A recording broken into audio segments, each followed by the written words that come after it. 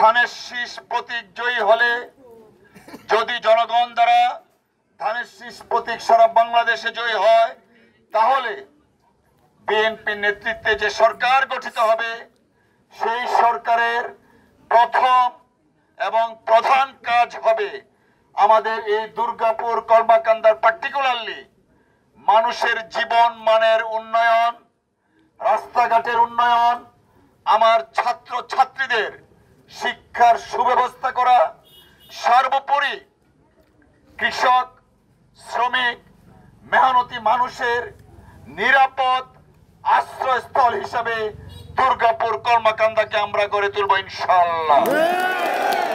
প্রিয় ভাইরা আমার, আমরা প্রত্যেকেই চেষ্টা করব যেন কাঁধে কাঁধ মিলিয়ে, হাতে হাত মিলিয়ে আমরা একসঙ্গে বসবাস করতে পারি। আর তার জন্য সবার আগে প্রয়োজন শান্তি শৃঙ্খলা। আমি কথা দিচ্ছি ইনশাআল্লাহ আমাদেরকে নির্বাচিত করলে প্রত্যেকটা মানুষের আইনগত প্রোটেকশন আমরা দিব ইনশাআল্লাহ।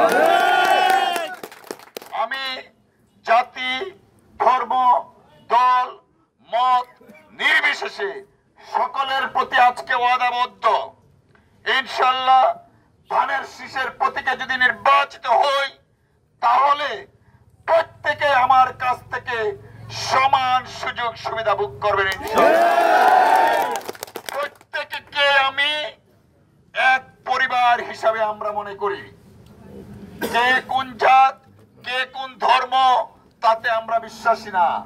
আমরা মনে করি মানুষ হিসাবে প্রত্যেকের সমান অধিকার আছে, আর সেই অধিকার বাস্তবায়ন করাই হবে আমার একমাত্র এবং প্রধান লক্ষ্য।